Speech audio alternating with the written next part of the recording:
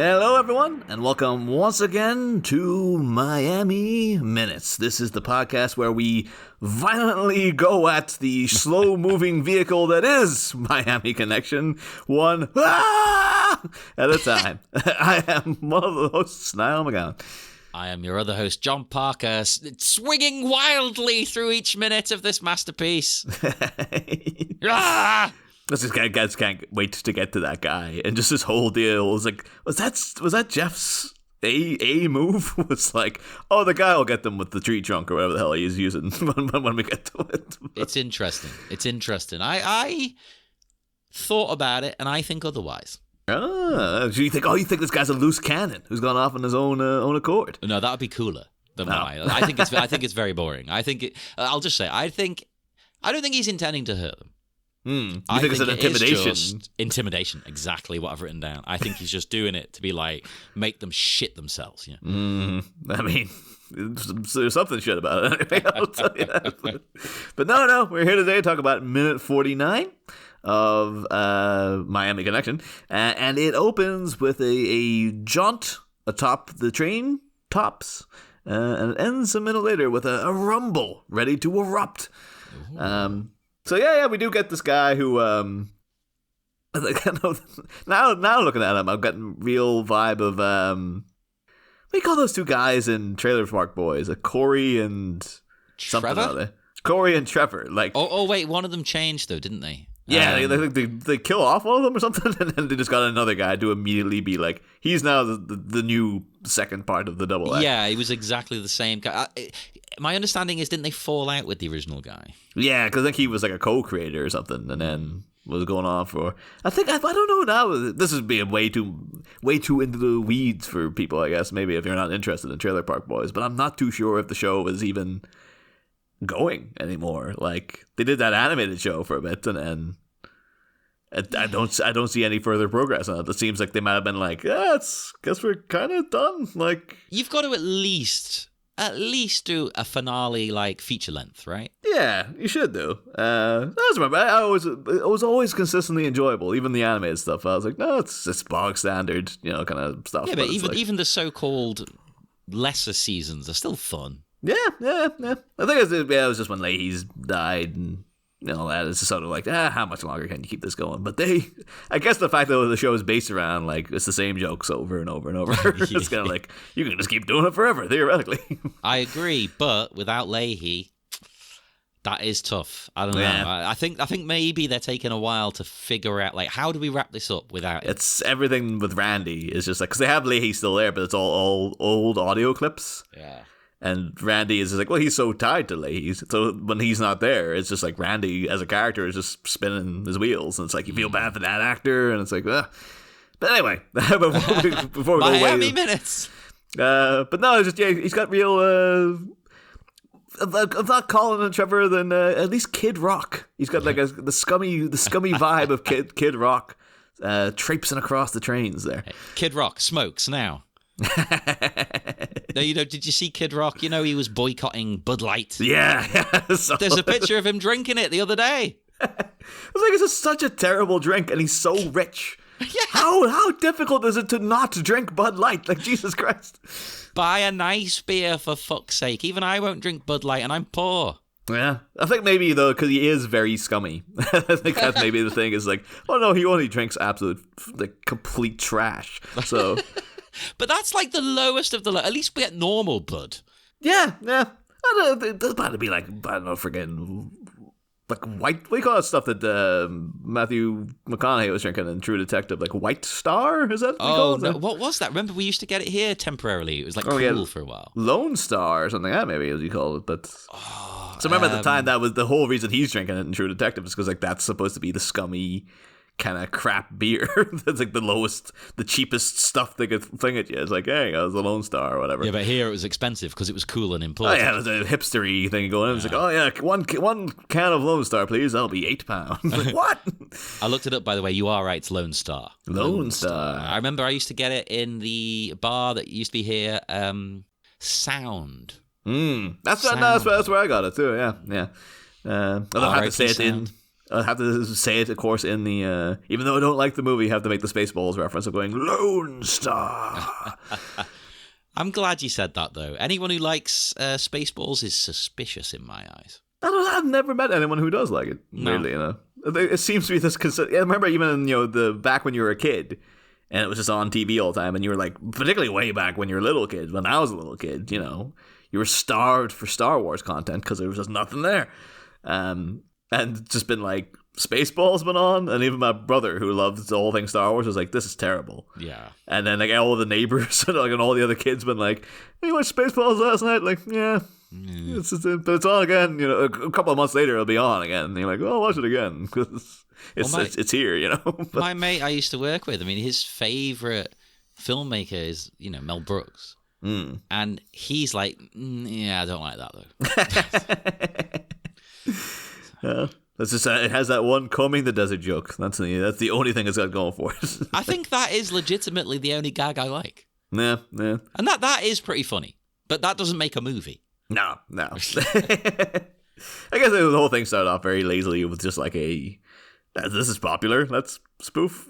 Let's clown on this for a bit. And as you have any material, no effort in. Dark Helmet. Oh, that's clever. Yeah. That's absolutely freaking awful.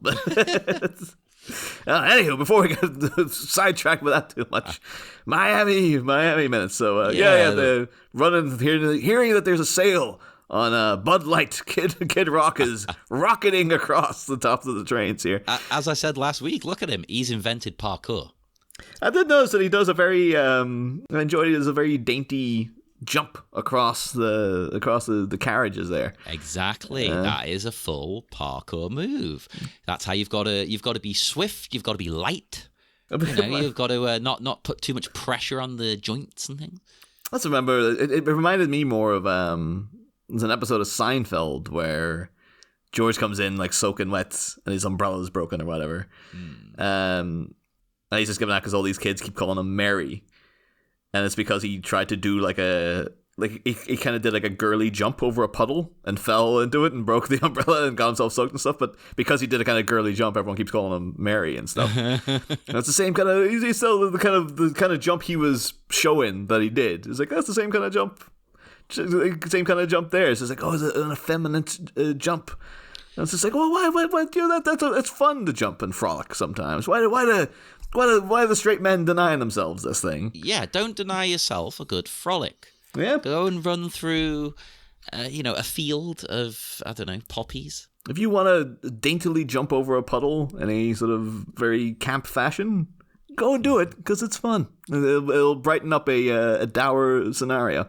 And I would also advise, at least once in your life, jump into the air and click your heels. It's a lot of fun once you get the angle right.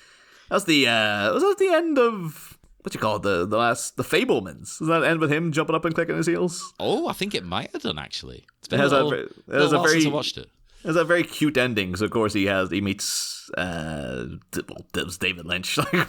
He meets David Lynch. You might as well just say that. Yeah, but it's supposed to be John Ford. But then he says like, oh, he gives him this advice about how to frame a shot, and then this is the very last scene, the very ending seconds of the movie are just like a little joke about the camera deliberately moving to frame that shot in the way that he said. And then, Spielberg, like the Spielberg kid, whoever it is, just jumps up and clicks his heels. And it's very like, oh, that was very sprightly and sort of unexpected way to end this big, I thought it was all dead realistic up until the last 3 seconds. But hey, I've done it before. It's real. It's fun. It's enjoyable. It's dainty and camp, as you said. Well, not so much the clicking the heels, the camera deliberately moving to do a little it's drawing attention to the fact that we are doing what John Ford said to do. Yeah, but I think maybe it was saying Spielberg is born. Yeah, it's just more like it breaks you out of the movie because even the John Williams score does a little kind of jokey.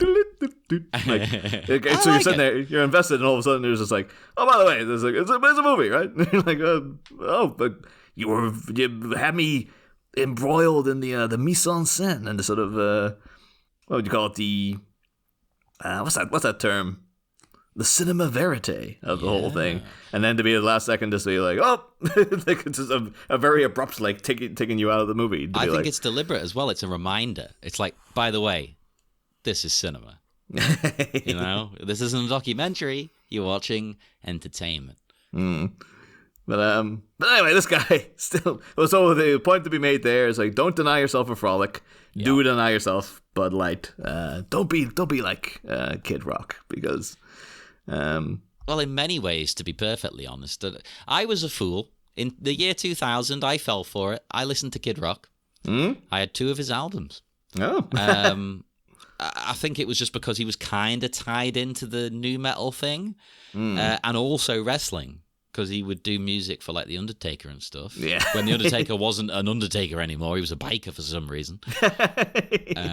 He just couldn't be arsed getting in the makeup. And he's got himself a job. Yeah, basically. So I fell for it. I listened to him.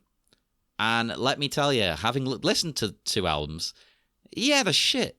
They're really shit. And from what I understand, he's a lot worse now.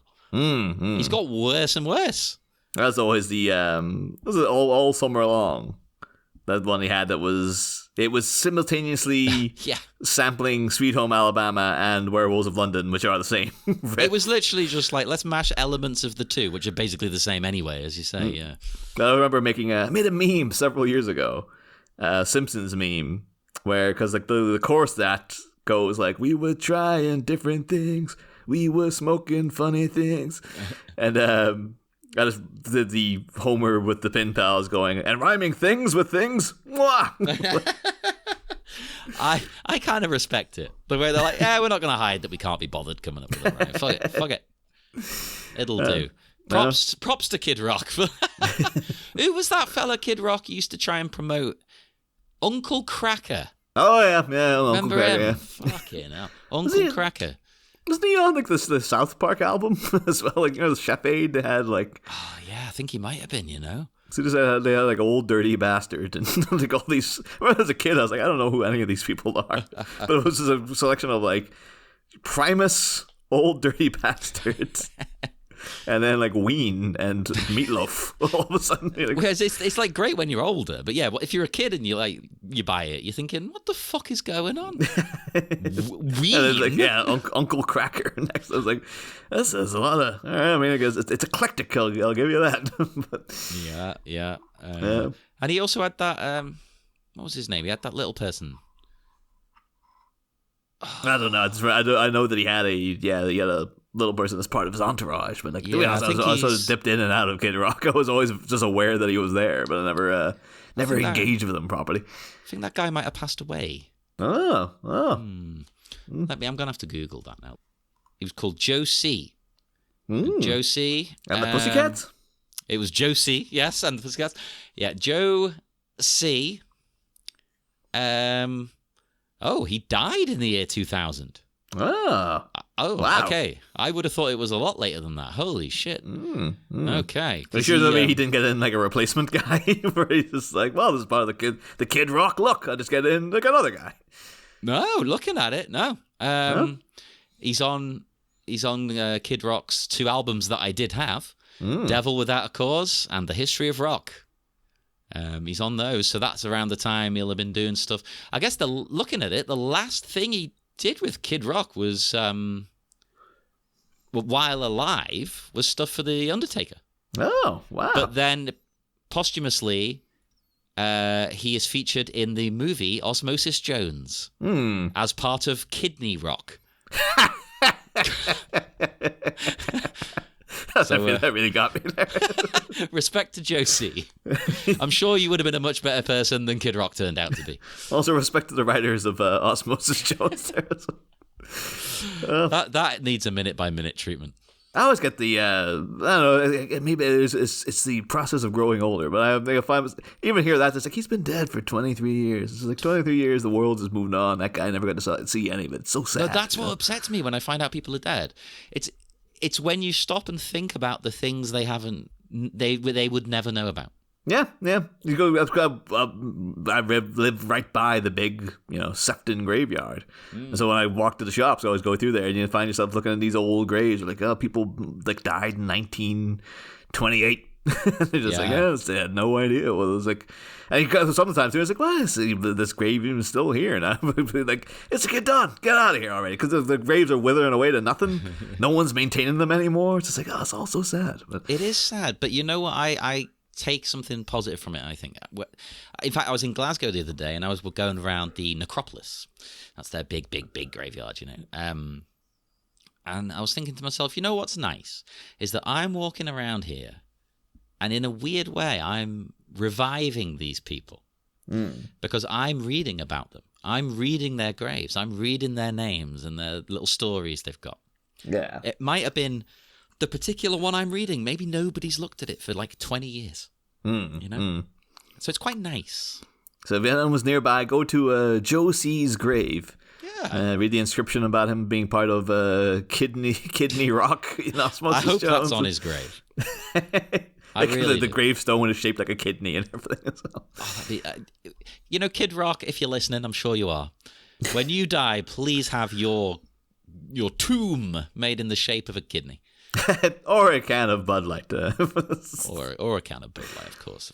It's one of those things I feel I should, because I did that joke there earlier saying, like, don't deny yourself a frog, like, do deny yourself Bud Light. But I'm actually, because the annoying thing is Bud Light is a terrible beer, but the reason Kid Rock was boycotting it was because it was, like, pro-LGBT. Yeah. And I kind of want to support Bud Light because it's like, well, that's a noble cause, but it's fucking terrible as well. So. Oh, exactly. I want to back them up on this. I want to promote them and help them, but I can't drink your beer. It's fucking, stop it. Make a nice beer, and then I'll feel good about supporting you. I'll buy crates of it. It's like that brief period where what's it called? That beer that appeared to support the Ukraine. I forgot all about that. Where did that go? Just crates of it appeared. I know. I was like, oh, this is a Ukrainian beer. Everyone buy this beer to support the war effort or whatever. And everyone was just drinking. I was like, this is dreck. Oh my god. Was it not good though? Oh no, it was awful. It was properly terrible. Oh, bless. I would have bought it anyway though. Well, I don't know. I think they got quite a bit out of that. I remember for several weeks people showing up with those crates still. But I think it's because it was so cheap that people were like, I mean, it's like a freaking crate of like 15 beers for like £8 or something. It's nuts. But this guy running, we haven't said why he's running, of course. He's spotted that Dragon Sound are on the way. Mm-hmm. So he's got to go and let the boys know, like, they're here, they're looking to fight. So he's got to go and say quickly, oh my god, they haven't got some kind of walkie-talkie system going for some fucking reason. Yeah, or even like a big a big bell or something like anything. Yeah. But I tell you what, I do love this shot of Dragon Sound driving in the car because I genuinely, you might laugh at me, I genuinely think there's some good acting going on here. Subtle, they look steely, ready, but not too stupid and over the top like it might be tempting to do. I mean, I can't help but laugh at the shot of them because... Are you going to laugh at Jack? Well, yeah, Jack. Or Joe Jack, whatever we have to call Joseph Diamond Jack, whatever his name is. But no, because he is so ready to go. Like, he's like properly like the little... he's got the fingerless mittens on, he's got the headband, he's sitting there like properly... doing the old, like, the Robin, like, fist into the palm thing, like, oh, let's go get him. Up, yeah. And then just, Mark there, cucumber boy in the front, playing it very, very cool. And then John looking very, genuinely quite worried. Well, he's trying to find somewhere to park. And he's also now seeing that, like, how cool Mark and Jack look. He's like, I am so underdressed for this. Like, he is, because Jack, you know what, you're laughing about Jack, but... I actually think what he's doing fits the character, right? Because we have already established he's the least confident one, right? In his abilities, in everything that's happening. So in a way, it feels like he's deliberately trying to put himself in a different headspace, right? He's getting in the gear. He's psyching himself up. He's like, yeah, come on, I'm ready to go. It's like he's got to get himself in that headspace. Yeah. That's fair enough. But it's just so... it's so sort of overdone. I think it's the head. If you left out the headband, I'd be 100% on this. It is the 80s, Niall. People did wear them. But no, the only reason he's wearing it though is because like he's obviously been watching like Ninja 3 Domination or whatever the night before. Classic. And then like Mark having to be like, no, that's not realistic. That movie. We're like, shut up, Mark. I love it though. They've been there for ages. That guy's seen them. He's sprinting, and we get this completely unnecessary 80-yard line from two other bad guys. They're coming. Come on, let's go. It's a bit late for that call out, dude. Fucking hell, they've been here for like 10 minutes. Like again though, they've been circling, trying to. You probably see them coming, and then they're like, "Oh Christ, now we just can't park here." And they drive way back over there. It's like, I don't want to get a ticket. It's like, $5 for 1 hour. Come on, I'm not going to be here that long. They drive past Jeff and go, Jeff, just look, give us a minute. I need to go and park, and then we'll walk down. There's a free car park like half a mile away. And Jeff's just like, I've already paid for my parking here, asshole. God, if I'm willing to spend the $5 on it, you can do it too. This is one of many reasons I don't drive, because if I want to get in a fight, I don't want to have to find a spot. Oh, yeah. No, I've been through that with people, too, where I'm just like, oh, so we'll nip down here and do that. And then they were like, yeah, where I'm going to park, though. I was like, oh. I almost wanted to be like, well, that's a you problem. Because it's like, I don't own the car. But they can drop you off and try and find a spot while you go. Yeah. Although they're coming. Like the very it sounded like it came out of like an action figure or something, like one of those ones you'd press the button and it's back or something. Or even older, you pull the string. Yeah, it had that same cadence of just like stop or I'll shoot. But also reminded me of just the beginning of Hounds of Love as well, the Kate Bush song. That's at the sound bite. I was like, it's in the trees, it's coming.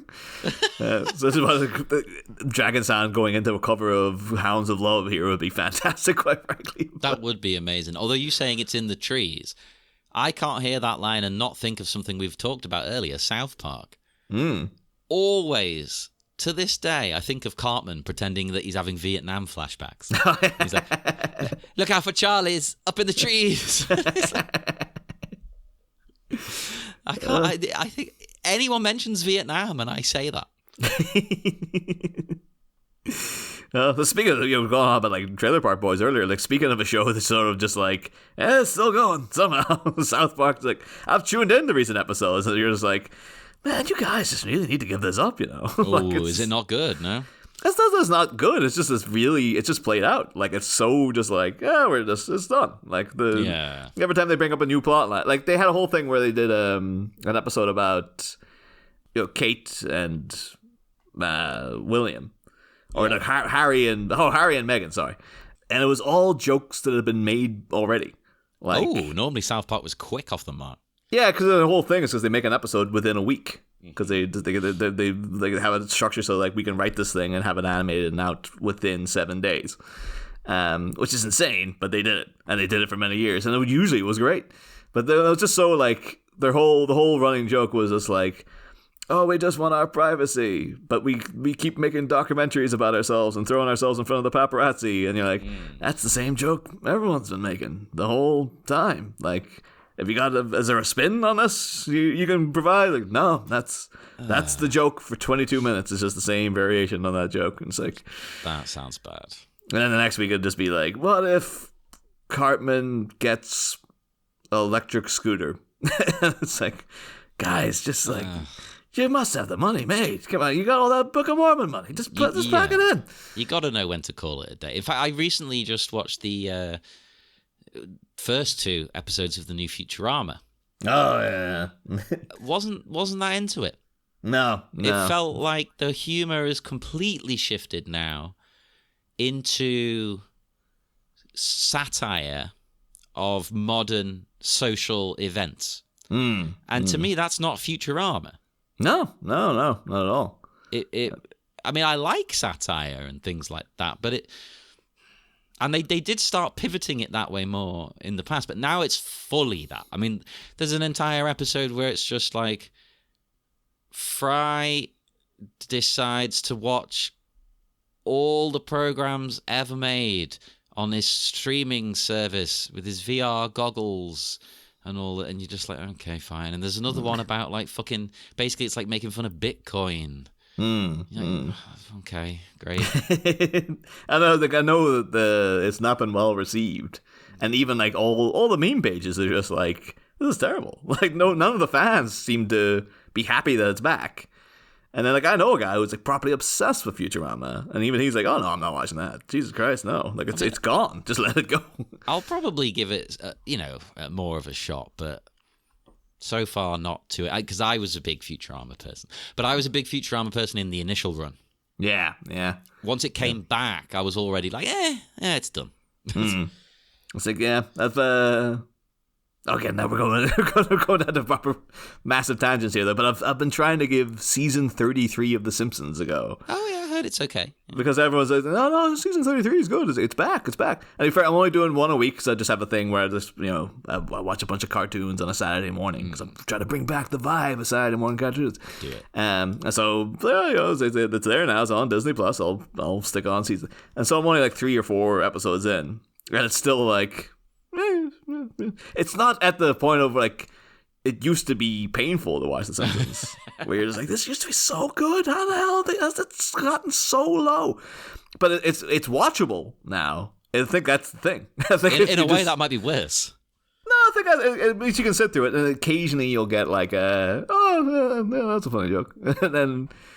But the rest of it's just like, this is just sort of here. And I think it might be that like people who have been keeping up with it have been like entrenched in The Simpsons for so long that now that it's got back to being bearable, they're like, yeah, it's great now. I love it. It's absolutely fantastic. Oh, God. But anywho, Miami Menace. I like that we're going off on tangents because they're connected tangents. This is the thing. They're not just completely random. Everything's connected, people. Yeah. I did note there that before we move on from the shot of these guys, as they now that you mention it, like John does have he does have looking for a parking spot face. He does, doesn't he? Look at him. It really is. Like I was thinking, he's just worried about like, I don't look as cool as these guys. But now it's like, oh no, I don't know where to put it on there. But I don't want. The sun will get to wear out the paint. So, do we know? Is it his car or is it? We don't know who owns the car, right? It's like a shared vehicle, as far as we understand. From I would assume, for the purposes of how these guys live, their alternative lifestyle, their polycule. I think it is a shared car, but who's paying the insurance? Who's covered on the insurance? I'm trying to remember in my mind's eye. Mark was in the driver's seat that time where Dexys was like starting them, right? Mm-hmm. I'm pretty sure he was there. So it's like, yeah, weird. Like, these guys, did they agree to all chip in for a car together, or did someone show up with? Because I did notice there's a bit of wear and tear in the upholstery at the back there as well. Like, so someone's like it's probably ripped off some of the leather. Yeah. And then, I'll say leather, probably like pleather or something. I like that, though, because I'm sure in the real sort of world outside of the movie, it's just because that's the car they've got. No, but it suits the characters, right? Because they would probably it's a nice car, but they've got it secondhand. They've got it cheap. I just wonder if they had it was in pristine condition, and then one of them tore the vinyl seat covers, and then that was a whole big argument one weekend of like, all right, who did this, guys? Jesus Christ! The resale of this is going to go right down now. Oh no, I like it. It fits them, right? Like they're students and things. They might maybe put some like masking tape over it or something. It's just they divide up like, who some guy pays insurance, someone else pays for the gas, someone else is paying up in the car tax or whatever. Like, they split it that way, or yeah. I mean, it all depends who's covered on the insurance as well, because you don't just insure the car and then anyone can drive it. Like, don't you have to, again, listeners, we're non-drivers, so correct me if I'm wrong, and it might be different in the US, but I think, don't you have to name the people who will be driving this vehicle? Because like none of these guys have full names. So they go in like filling out the insurance form. It's just like Mark. And like, is there anything else? No, that's it. It's just like, is there anyone else here? I was like, yes, Jim. It's like, Jim what? It's like, we're orphans. We don't have families. What the hell are you talking about, man? I reckon because Mark's the leader of the Orpen gang, they should all have Mark as a surname. So it's like Mario. He's Mark. Then we've got Jack Mark, John Mark, etc. Yeah, I mean, I was going to say that would they all be Does? So that'd be Mark Doe, Jim Doe. Oh my god, I like that even more. Ray Doe, Joe Diamond, Ray. Joe. Egon. Because I know we touched on the fact that they just didn't bother to give these guys names, but I guess if they are all Orpans, like, unless they knew their parents, would they? Because I guess we don't know how he's beyond Jim, of course, because we got a full on. We've covered his backstory extensively. The rest of them are like, we don't know if they even do have last names. We don't even know if their names they're presenting are their actual names. It's I mean, they would know their names, right? You're not as an orphan. You still have a surname, whether it be Solo or Snow. Okay, yeah, they all call like Mark Snow. Oh my god, the producer of the X-Files, Mark Snow. Oh, amazing! There you go. I love it. And you've got, Jeff here. He senses their presence with his Sith abilities. Have you noticed this? He reacts before they're even there. He's just like, they're here. I said something, a presence I've not felt since that other day when I beat up that guy in the college quad or whatever. Exactly. He can feel it. You know why? Because in the way of Star Wars, one of these people is his brother. Brother in Christ. Brother in Christ. I reckon Christ is the year 1987. Jeff is the sort of person who would profess to be a good Christian. Oh yeah, even though he's absolutely not. Nah. This is probably church time right now. He's he's hungover. He's not in church, but he's also like, oh, my house. We're here to good Christian values and blah, blah, blah, blah. It's just like all those mafia assholes who are just like, oh yeah, old Catholicism and blessing themselves every time they shoot somebody and stuff like that. It's like, you didn't realize everything you're doing is counter to what's written about the way you should be acting. But it's insane to me. And I'm not making fun of like religious people or anything. It's that the most vocal are usually the people who follow it the least. I think maybe that's why they're being so vocal. So it distracts you from the fact that they're actually fucking awful. Well, the way I come from, obviously from Northern Ireland, a country beset by religious war up until, and kind of still in recent years. But I remember even as a kid being like, isn't it weird though? Because like, it's all Catholics versus Protestants. And yet when we had to do like religious education in school, they just keep talking about like, also forget, turn a blind eye and turn the other cheek and forgive and love everybody and all this kind of stuff. It's like, so these people who are doing this in the name of Catholicism or being a Protestant and all those kind of things, like, you seem to be kind of ignoring the actual tenets of the religion. Yeah. To just be more like, it's about territory now, I guess. It's insane. Like, be religious. That's fine. That's great. I'm not, but if you want to be, that's great. But follow it. Yeah. At least follow the spirit of it, not every word. Because if you follow every word and you're a Christian, you can't even mix fabrics and shit, Yeah. But follow the spirit of the message. Because it's a nice message. Yeah, so I do know some people, like I know someone who's like, because you can still alter a little bit. Although I know some people are very hardcore against like, because I was our frequent guest over on Batminute, Brittany Simon. I remember one time she saw, because I think recently they're saying that the Pope might be like willing to let women be priests now, and is just going to go like, yeah, gay people, it's all good and all that stuff. Yeah, he's already said positive things about the LGBTQ community.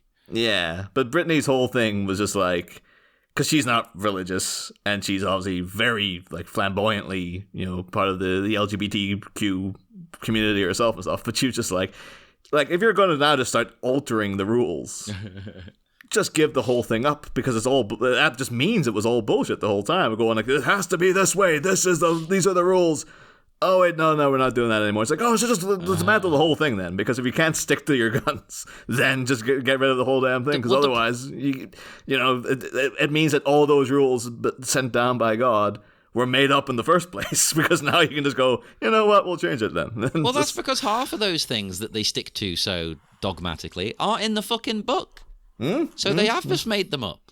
Yeah. If you followed the book and the message of the book and the spirit of the book, it would be fine. Yeah. It doesn't say anywhere that you need to be persecuting people. It says the fucking opposite. Yeah. I just know too, because one of our other guests who's on the show is she's very devoutly Jewish. But then one time I had lunch with her, and I was just like, "Isn't that that's not kosher and stuff?" She's like, "Oh no, I ignore all that crap. Like I just go for the stuff I like, and I get what I need out of it and all that. But like all this stuff about you can't have cheese on a cheeseburger, it's ridiculous. So like, no, I'm not doing any of that. It's like, all right, so it's too diametric. Because Brittany Simon was there, she was like, "What? Oh, just give up the whole religion then, because you obviously don't believe in it, because if you can't follow it to the letter." But I mean, tying back to this, though, that's the vibe I get from Jeff. Is like, I am a good Christian man. I'm missing church for this ass whooping.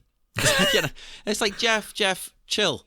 You should be turning the other cheek. You should be looking out for your fellow man. You should be making friends with the Orpans and the prostitutes and the queers. If he had justified, I was like, it's for love for my family. Good family traditional values of my family. I protected my sister, and therefore I'm right in the eyes of the Lord, or whatever. But I think that's how people justify it, and I think he would do the same thing. Yeah. That's how he would justify all of his violence. It's like, well, it's not for me. It's not for me. I'm not doing it because I'm a nasty person. There's a sort of Sunday morning vibe about the whole scene, though. Yeah. So, this could be after church. Maybe Jeff has been. He was like, he's got his blazer and his tie in the back because he was at church. And he said, like, and then now he's like, all right, let's go down to the train tracks for an ass woman. Yeah, maybe. That might be why Dragon Sound are late. They had to go to church. I get the vibe Mark might be a Christian convert. Oh, totally, yeah. I could see it in his character. But even though he's dead into it, his martial arts and... I can't remember what the Korean version of chi was. It was a very similar word, wasn't it? Even though he's into all that, I could see him also being like a churchgoer. I might explain that, because the elephant in the room that we've not gone into yet is like, where the hell's Angelo and where the hell is Jim? They just decided to opt out. Jane, I understand, not been there, because obviously it's her brother and her boyfriend conflict. She just doesn't want to fight. She's not a fighter either. She's not a fighter, just doesn't want the whole thing to happen. But Angelo and Jim are just like, the hell with that. Staying home, I guess. But you never know. It could be that, because Mark he seems like a guy could have been like, oh, yes, there was like missionaries came to my town or something.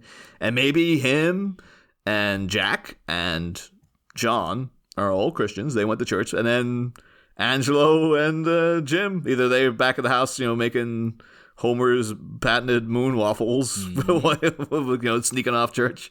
Or... maybe they're off at their own churches. And they're like, oh, no, we'll meet you there. And it's like, oh, no, God damn it. The line for communion's too long. Oh, what are we going to do? I could see it, because I know, obviously, we have found out, Jack, his family are from Israel. Oh, there you go. But it doesn't mean he hasn't, it doesn't mean he's Jewish. He could have converted, or maybe his heritage is, there's a lot of Christians in Israel still, Yeah. I thought it was great though, like the little thing that the Jewish people wear over the shoulders sometime. That was the headband. He just like after temple, he just wrapped it around his head. He's like, all right, now I'm ready to go, baby. Holy fuck, yes, that would be amazing. This is how you kick ass. But yeah, we got these people then also sort of daintily coming down from the side of this giant tankard of tanker. I know, a giant tankard sounds good. This says corn sweeteners, but I imagine it probably means that it's like, corn syrup. 100%, because my understanding of American cuisine is that everything just has corn syrup in it, which is one of the worst things for you. Yeah, so seeing though, there must be more to the sentence, because just seeing corn sweeteners is like, well, the corn is the sweet thing. You don't need to add a sweetener to, unless they do. They need more chemicals to pump into it to make the corn even sweeter or whatever. No, I think it's the corn syrup. So I think it's the company name, whatever, corn sweetener. Yeah. Although the only thing I know about corn syrup, of course, is the big thing that they use that for the pig's blood and Carrie. Oh, yeah. So the one of those great bits of horror trivia that everyone seems to know. It's just like, yep, that's what that was. But knowing that, then it's just like, oh, so they could have had a thing where like during the Rumble, somebody throws somebody through the big tanker of corn syrup, and a big flood of like what looks like blood comes out over the tracks and stuff. But holy shit, that would have been great. It could have been like the was it back in like the 1930s? They had like the Great Molasses Flood. Yeah, holy shit. Read about that, listeners. It's bonkers. As well as like literally an entire town. I can't remember what it was. It was somewhere, like, it wasn't Chicago, but it was like one of those kind of places in America where literally like a factory erupted, and it just gallons and gallons and like hundreds and hundreds of gallons of molasses came just down into the streets. And like, and so I was like, oh, that would have been fun. I was like, no, people died. Like, yeah, imagine drowning in molasses. Holy shit. Because you can't really swim in it. Like, it's just too thick and viscous, and it's so sticky. So you're in molasses and then trying to claw your way out. It's like, no, it'd be way more. You couldn't just swim out of it. Like, you're dead if you're in there. Basically, there's no escape. So that's crazy. You think, oh, it sounds funny? No. That might be why like everyone's so worried about it. That like that's why the cops show up in a couple of minutes' time. It's just like, get them away from the friggin' corn syrup tank and have your Rumble somewhere safer, you idiots. It could take out all of Miami. It's like, oh, well, I'd have to go down the train tracks to Miami. True, yeah. Holy shit, I always forget that none of this is in Miami. It was like the 1986 corn syrup flood of Orlando, Florida. Started in Orlando and went all the way down to Miami and killed everyone there. It was all the fault of Mark Snow, John Doe, and Jack Mark. Solo. Jack Solo. And we get something you mentioned, one of the best bits of the minute. I forgot. I was so excited to talk about it, and I forgot that it was coming. We get one of the goons waiting round the corner, sort of, with what is this? A piece of wood? I think that's it. I think it's literally like on set on the day. They're like, I hit him with something. Like, what? Like a crowbar? Like, oh Christ, no! Like, I don't want to freaking break my windshield. Are you mental? No, fine. So go over those crates. Bring me back like maybe a box or something. Like, what about this thing? Because it looks like it's still got like moss and stuff on it. Like, it really looks like it's freshly hauled off the ground. I like it though because again, in character, it feels like they got here. That guy found that piece of wood and was like, "This will make a good weapon."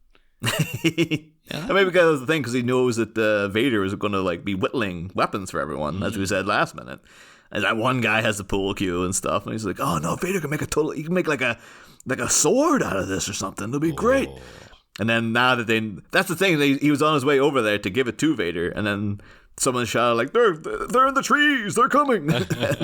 He's like, "Oh Christ!" I was like, "Oh." I've got as a plank. God damn it. He had to just go for it. He took his shot. Again, I don't think he's actively trying to hit them. I think if he hits them, that's fine. No problem. But I think his main goal is intimidation. Yeah. Like, so now these guys are scared already, and they haven't even got to Jeff. It's like he wants to be doing the David Patrick Kelly thing in Warriors, where he's got like the beer bottles on his fingertips. Exactly like that. But that works next. That's the atmosphere set up in that movie, and then him doing it, knowing that it's just a much creepier incentive of just like the clinking of bottles and it's calling their names to come out, and then just having some idiot coming up with a kind of like waterlogged bit of plank they found and just and then the fact that they just drive on as if they're like. It's like those guys in The Simpsons throwing the brick at Homer's door. Just like, Dad, you hear that? Oh. Hey, if somebody attacks your car while you're driving, don't stop. Just keep going. Just keep going. What's the best that's going to happen, really? Come on. The dragon sound of the right response. Just keep on driving. Well, they don't want any more of the upholstery to get damaged. They're like, just go. Exactly. It's already damaged enough. Although they do have everything about is so they're moving at quite a slow speed as well, though. It feels like because the guys go booting after them. It's like I'm pretty sure you'd catch up to them fairly quickly. They're not going like at any actual speed. No, they're going that fast. They've had to slow the footage down so you can you can keep an eye on it. Otherwise, it would just be hurtling 200 miles an hour. This car. But again, though, do you think that Jeff sent this guy to be like, right, when they come in, you friggin' throw something at them? It feels like they should be like, they want, again, if you want to do it like a warrior scenario, you'd have a whole bunch of guys coming. Or it should be like a gauntlet. Yeah. Yeah. But just the one guy is just like, or maybe again, they showed up early. Maybe they got out of. Maybe these are the kind of Christians that duck out straight after communion, and Jeff was like expecting like, oh no, there'll be an extra like 20 minutes before they get there because they have the final prayers and stuff like that. So he thought they had loads of time for Vader to whittle all the weapons and stuff, and then like they'd have all the guys in place to throw things at them. Yeah, and then it's like, oh Christ, they're here already! Jesus, what are we gonna do? Well. Oh, and of course, Jeff himself is like a Episcopalian or something, so he was out way earlier or whatever. Oh, maybe we need to try and figure out within the next couple of weeks what denomination he is. I think we can do it. We can piece it together from evidence. Maybe I keep bringing up The Simpsons, but he'd be like Moe, like he's a snake handler, and he has all the snake bites on his hands, but that's why he wears the gloves all the time. Yes. So he's just sitting there, he's like, oh no, see, like, I don't want people to, I'm proud of my religion, but I don't want people to think I'm like an idiot. So I have to hide the fact I've been bitten like a dozen times by snakes. Makes me think of Conan the Barbarian, because one of the greatest lines in cinema history is in that, because someone sees a statue, to the what's the god called in the big snake thing. Ra? Is that what it's called? I can't remember what it is, but whatever it is, and it might be Conan himself who asks, "What's this?" And someone responds, "Oh, it's just another snake cult." Oh, okay, fine, yeah, just another one. Yeah, there's millions of them. Snake cult, well, 10 a penny. I'm not gonna get into it here because I think we talked about it last season on Batman and Robin. I tried so many times. I cannot get into Conan. I don't understand this. Because everything about it you should like. That's the thing. It's one of those things on paper. I'm like, yep, I should love every second of this. And the amount of times throughout my entire life, I've tried to watch it on multiple occasions, thinking like, maybe this decade I'll get it. and now, like, I think I literally watched it like 2 years ago again. And I was just like, oh my God, no, it's so boring. There's so many classic moments. Arnie's shagging that woman, then finds out she's an evil witch, so he throws her into a fire. Yeah, no, while everything shagging about her. It. Like freaking James Earl Jones turned into a big lizard and stuff. I was just like, yeah, I should love this. But it's just like, no, I just can't get through it. It's terrible. Yeah. Well, I'll I did watch. I'll convince you. I did watch Conan the Adventurer, the cartoon from back in the day. Was that any good? I don't remember. I just remember the theme tune. It's been really good. But, I even like the sequel. Nobody liked it, Conan the Destroyer. I think it's good. It's fine. It's not as good as the first one, but it's good. I saw a clip earlier of Bill Hader. Obviously a big famous comedian, Bill Hader, created and starred in Barry recently. He was on SNL. Everyone knows Bill Hader. Yeah. But him talking about, apparently he was a PA, and he was a PA on Collateral Damage. Oh, whoa. The post-Arnie 9/11. The movie that got delayed release because of 9/11 happening. That's around the time he really started dropping off, I think.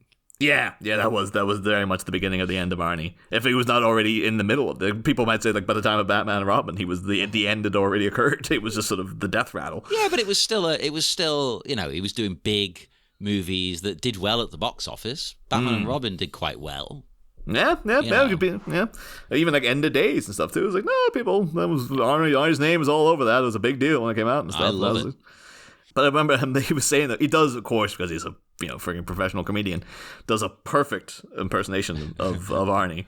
And he was just saying at one point, like, Arnie appeared and looking for like the people to do his hair and makeup. And it's like, he's like, oh, where are they? And Bill Hader was like, who are you looking for? He's like, I'm looking for like Jeff and Linda. He said something like, go on now, prove your worth to me. That's a very Conan line. Yeah. And Bill Hader was like, they're over there. He's like, very good. But this is the way he came in with like a kind of, Arnie's whole thing about like, go out and be the best you can be and stuff. It's not even like the simplest thing of just like, where are these people? Prove your worth to me as a human being by telling me where they are. I'm going to use that in my day-to-day life. Whenever I need someone to do something, I will say, prove your worth to me.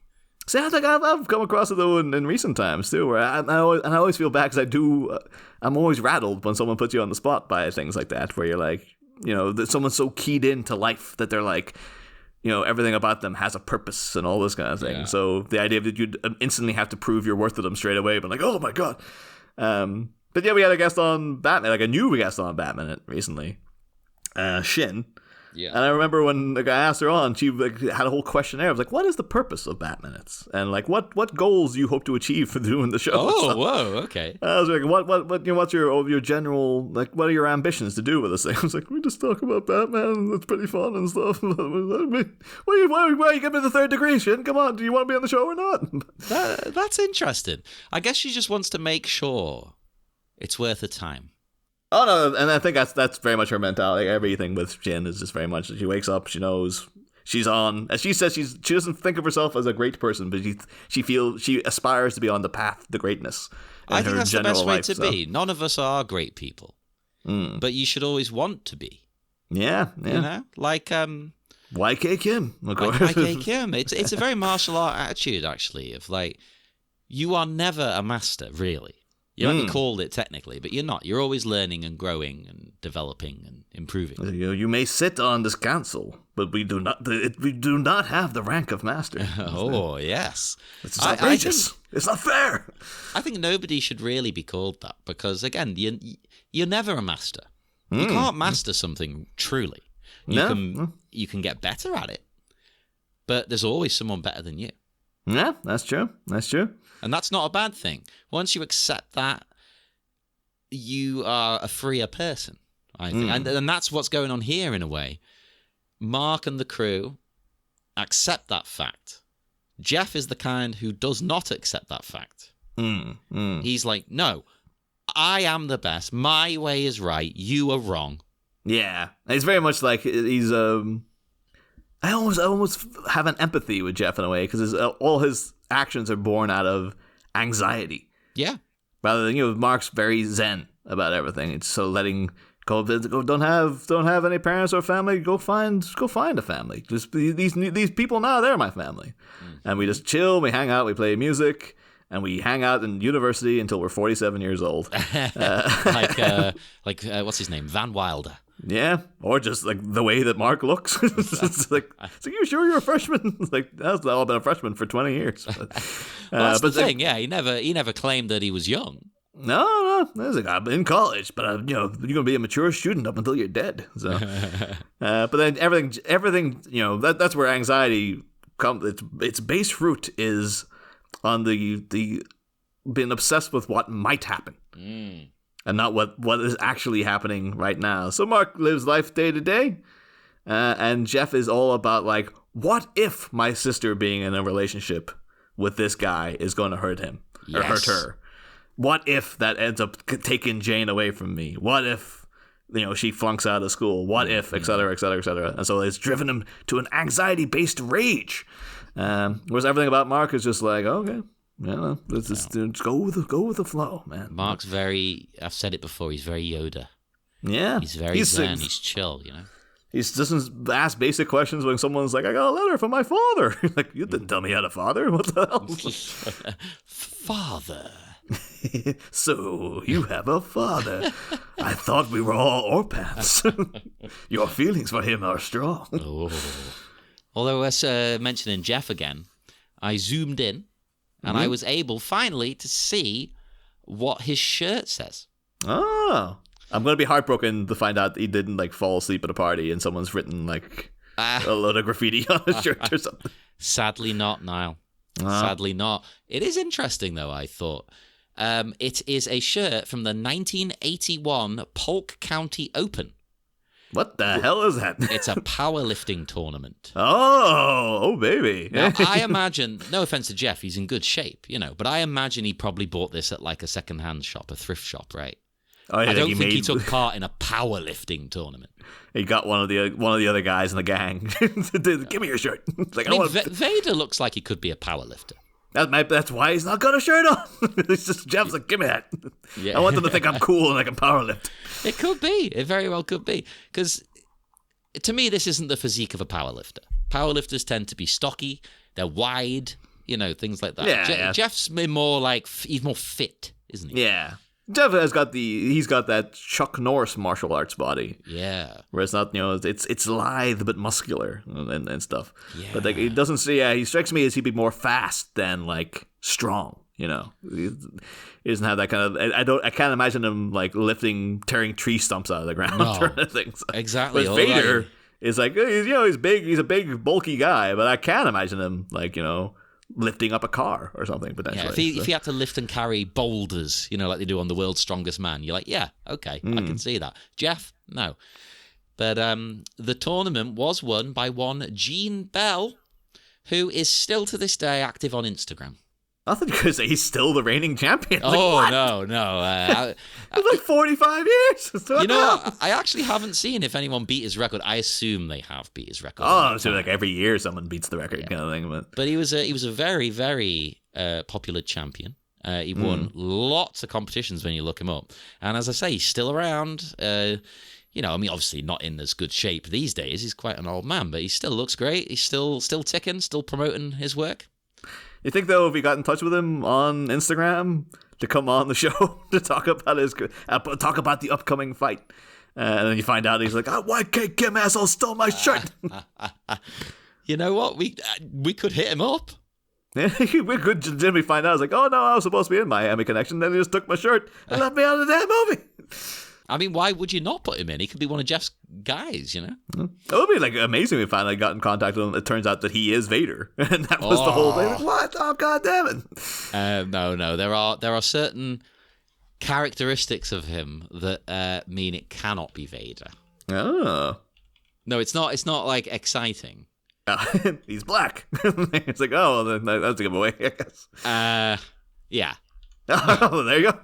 Yeah, he's a black. I didn't want to just say he's black. It sounded like but yeah, he's a black guy. It's like that Always Sunny with them going around trying to like. So this guy, he's like going up to the black guy, but like, he's an older fella. And you mean old black man? Like, yeah, that's the guy. Yeah. I forgot about that old black man. Yeah. Well, that's Gene Bell now, old black man. He does have a son actually. I've just seen Ian Bell. Who it looks like, let me just double check. This is live. I'm finding this out. I believe his son may be a powerlifter. Oh. Yeah, his son is a powerlifter. I was like, not desperately not trying to stereotype, but like Gene Bell and Ian Bell don't sound like the names of black people either. Like that's a very like, oh, he's a guy who runs the PC world. that like Gene Bell. Like, then again, my uncle is called Dean Bell, and he played rugby. He was the captain of Wigan in New Zealand. Yeah, he's technically a Maori, but he's just a white guy. So it's a bit weird. You're like, okay, you're Maori, but you're like white as fuck. Okay. Yeah, that's just particularly the Ian Bell. This is like that does not because like Ian's like that's an Anglo name as well. So it's just like I wouldn't associate that with. But then we get people from all walks of life called Ian, I guess. Yeah. Including my dad actually. So I've known you many years. Never knew your dad's name. Yeah. Ian. Actually, I shouldn't say on the show. God forbid. We'll beep it out. But yeah. Now I have to. Like, I just wonder though. Did like the actor partake in that, or where did they get this shirt from? Like the costume department. Like maybe it was like when that guy lost to the Gene Bell, the powerlifting company, he went into low budget film and costume departments or something. Like, I mean, that could genuinely be it. I just assumed that the costume department also got it at a thrift store. But you might be right. Maybe someone involved in the production was part of the competition, because it's a yearly contest as well. So it's not like they did it in 1981 and then it was done. What was that competition we had like way months and months ago about the guy? Oh, when we go into Jane's computer class, they had the whole the university computer like championships or whatever. Yeah, and we found out that like no, that was like legitimately like that was held that year, and the guys they say won did win and all that stuff. It was legit. Yeah. I wonder did it happen on the same day, maybe on the same campus across the way. You're seeing like the powerlift competitions going on and stuff. Oh, that'd be amazing. Holy shit. Oh, but yeah, Jane almost won that competition. And then, or maybe, yeah, like that's why Jeff's so protective. He's never got over losing the powerlifting thing. And he's like, what? Your team came fourth? Oh, for Christ's sake, Jane. No. I won't have another one of whatever our last name is. Lose another competition. So you're not getting any boyfriends. You're not joining any bands. You're going to sit at home and study and perfect that circle. God damn it. Maybe their surname is Circle. Oh, there you go. Yeah. And Jeffrey now it's all come full circle. But then Jeff ranting like that too. Of course, Dexy's in the background going, I like your energy, you son of a bitch. No, it's coming. There's another son of a bitch coming. I'm so excited. Can't wait. So we also couldn't wait for was another glimpse here as Dragon Sound pull round. We get to see Barb again with her hanky in her right pocket. Ooh. So I took it upon myself to remind myself of the hanky code. Yeah. So this indicates she is a fist fucky. Oh, nice. Allegedly. We're finding a lot about these people today. Power lifters, fist fuckies. I mean, maybe, again, no shame. No king shame in here. If that's what you're into, that's what you're into. But I suspect that the character and the costume department and the actress are none the wiser of this. I'm very glad now that... and originally I was going to put a picture of her, because remember we commented saying she looks a lot like previous Batman guest Anna Bagitska. I was going to put in Twitter like, oh, we found your doppelganger in Miami Connection. Thankfully didn't, because now she tuned in and heard it referred to like as a fist fucky. Anna Bagitska, fist fucky. Yeah. She put that in the blue. She just had a book out recently. You put that on the official dust cover. Again, maybe that's what she enjoys. I don't know. Well, they're not going to make any judgments about what Anna gets up to in there. No judgments. And if Barb here is into that, she's flying her flag, baby. Yeah. But I suspect she just has a runny nose or something.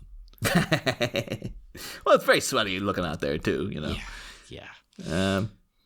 What is the purpose of a bandana?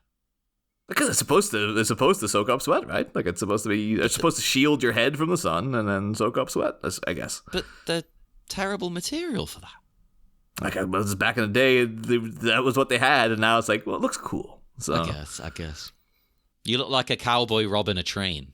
Yeah, I guess we also had people used to like, maybe working in mines and shoveling coal and stuff like that. They would have had to like put up something to block out the soot and dust getting in. So yeah, plus I suppose if you are like a cowboy, if you're like riding horses and stuff in the desert, it's very dusty.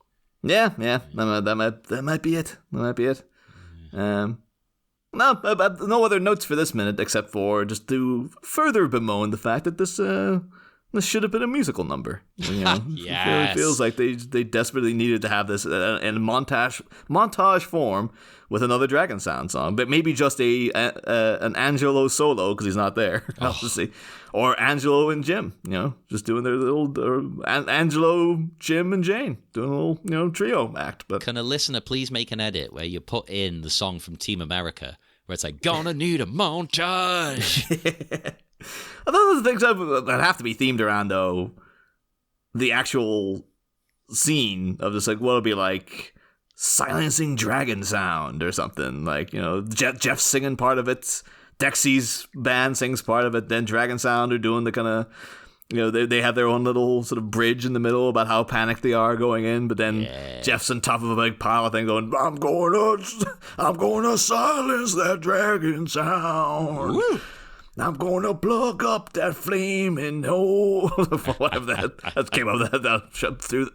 Pulled that out of my ass there. I love it. Record a whole version and we'll do it as a bonus episode. Yeah. Could we work it into the novelization? And has there ever been a musical novelization? There has been songs in books. I mean, Lord of the Rings is full of songs. Oh, of course, yeah. And it's a bit weird because you're trying to imagine the rhythm and things. Did they ever do like a novelization of Grease or anything? Just to be like, well, back in the day, before even VHS, you used to have like novelizations where like people, that's how you relive the movie and stuff. But he did. Apparently there was a freaking... I found it. Yep. So what do they do every time someone bursts in the song? That is an excellent fucking question.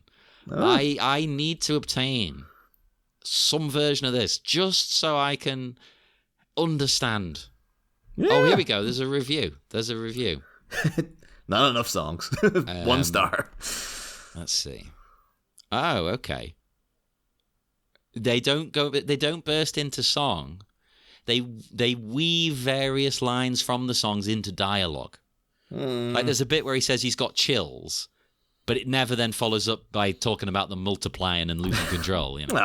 Come on. That's what it's going to be. Well, at the end, then, is just like, and then Sandy walked up to him, and he's like, I got chills. And then they hugged, and then they got in the car, and the car flew away. And that's the end. Like, that's terrible. It says here, which I think is actually, to me, this is the mark of a good novelization, but most people would disagree. It says, for one, it's barely a novelization of the movie. I would estimate that about 30% of the novel lines up with scenes from the film. The rest is just made up, some kind of earlier draft, maybe something from the musical, the stage musical. It's like this autobiography of Bart came out pretty quickly. It's not even about him. The last 4 chapters are all excerpts of the Oliver North trial. Oliver North.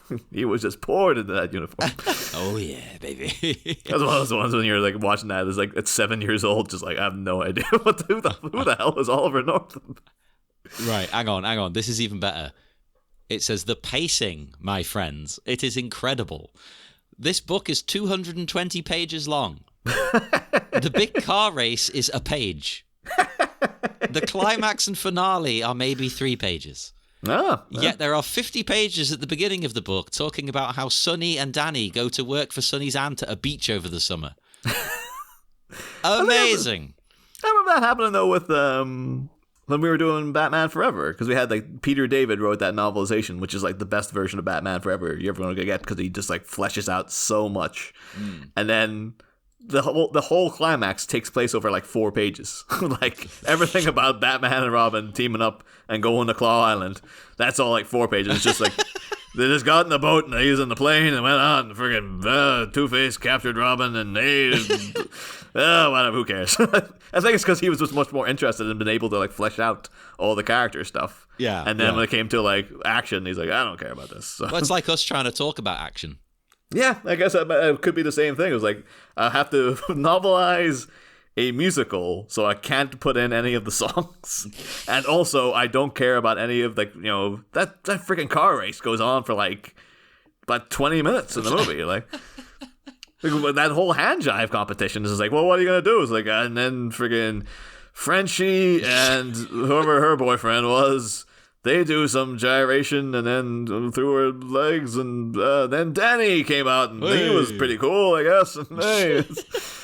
I do not envy that writer, but I want to read his book. I need to. It seems like one of those things you would get for like £3 on eBay. So 100%. I guarantee it costs next to nothing. Yeah, and we have to start sucking up novelizations, John. We have to like read the thing that we're going to make. We can't just go into writing a novelization willy nilly. We have to see how the process is done. So I recall a couple of your birthdays ago, I got you the Mars Attacks novelization. Yeah, it's brilliant. Yeah, so I think we'll have to. I've got a copy of that here. Got Howard the Duck. We trying to find that E.T. novelization where the whole subplot about E.T. being in love with Elliot's mom is in there. All that stuff. Friggin' the Grease novelization, Grease 2 novelization, why not? Is there a Grease 2 novelization? I gotta check that out as well. Right, now I've got to look up. It's the same writer too. It's just like every page is him going, fuck, how did I get this goddamn assignment again? Grease 2. Oh, there is. Yeah. Oh, shockingly, $14.99 on eBay. Ooh. Holy moly. I can't believe it exists. I'm now going to... This is the rest of my night now. It's going to be going down the rabbit hole of who this guy William Rotzier is. How many other novelizations has he done? You'll find out it's like a pseudonym, like an Alan Smithy kind of. Yeah. That the guy did the Mask of the Phantasm one, Geary Gravel. I was like, that's not a guy's actual name. Come on. I was like, no, apparently it is. My favorite novelist is Fingerling. Oh no, that's not even his. What's his name in that? That's the fake character, isn't it? Oh yeah. What? It was something for. Oh, it was Top Secrets. Top Secrets. Yeah, Jim Carrey in the number 23 of people. And it's supposed to be like, oh, who's gonna tell it? It's like his name is Top Secret.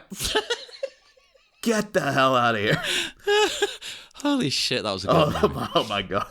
I looked up this guy now who wrote the novelization of Grease 2. Charles William Rotsler was an American artist, cartoonist, pornographer, and science fiction author. A 4-time Hugo Award winner. Jesus Christ. For pornography, yes. For his pornography and his Grease 2 novelization, which was very, very dirty. Well, grease me up, woman. I just had, an entire section of his autobiography is just pornography. Filmography, The Girl with the Hungry Eyes. Oh, that could go either way, that. And some of his other novelizations include Vice Squad. Future World, of course, the sequel to Westworld, no one remembers, and Sinbad and the Eye of the Tiger. Amazing. And of course, don't even mention the freaking Grease 2 one. And they call my killer ... MODOK. If there's dots in your title, it's brilliant. Oh, and an exclamation point. I do declare. Yeah. Oh, he did a freaking Wrath of Khan novelization too. Oh my god. There you go. Search for Spock. Jesus, that's all right. Okay, Grease 2 novelization. You've proven you're worthy of this $14.99 price check. So. The only two things I'll say on this before we wrap up are, the heroes here. They've pulled up, as we talked about. They don't want to make the first move, do they? But neither does Jeff. One wrong step, especially from Dragontown, and this could go south quickly. And I like this. There's a bit of tension because they all know they're going to fight, but they're so outnumbered that they have to pick their spot carefully. Well, there is that. I did have that kind of thought of because they show up and they look very panicked, Dragontown, because they know there's going to be a fight, and they know that they're outnumbered.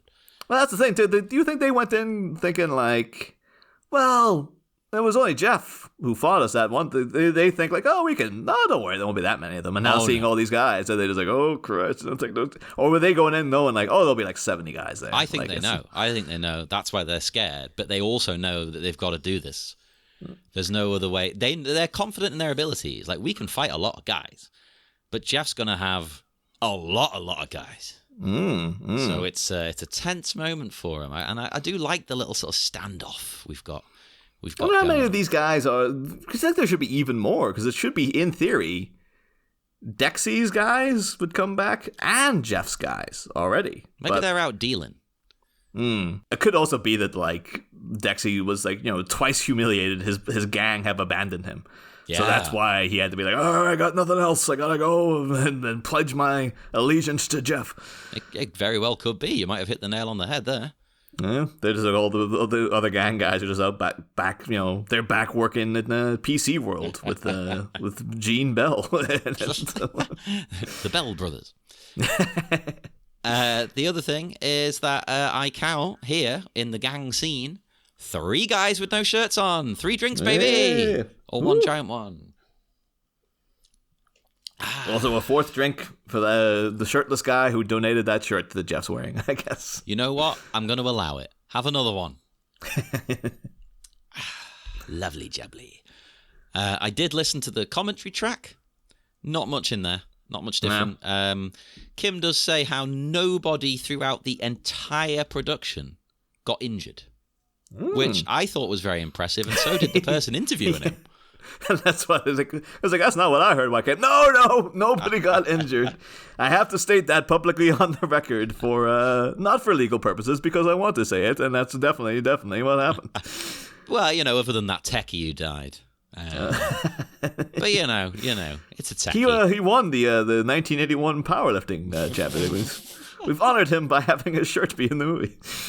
If someone's going to die, it might as well be a techie. It's the same tool belt, same hammer in the tool belt. No one will know. I think just one, someone, just there's like a million of them. There's one dies by falling off a corn sweetener tank. 5 more take his place. No. I am joking, people. But apparently nobody got hurt, which is insane. For a martial arts film, that's unheard of. So, you know what? People make fun of the production and stuff, but Kim was looking out for these guys. He kept them safe. So we will head off anyway. We will break the connection once more. As usual, speak to us on Facebook at the Miami Minutes Taekwondo Orphanage. Twitter, my Instagram, Threads, we're on all of those. Check out our network, Sleepy Charlie Media, on Patreon for bonus content, and TeePublic for merchandise. And why don't you check out as well our other podcast, Bat Minute, if you want to listen to us talk about the Batman movies 1 minute at a time.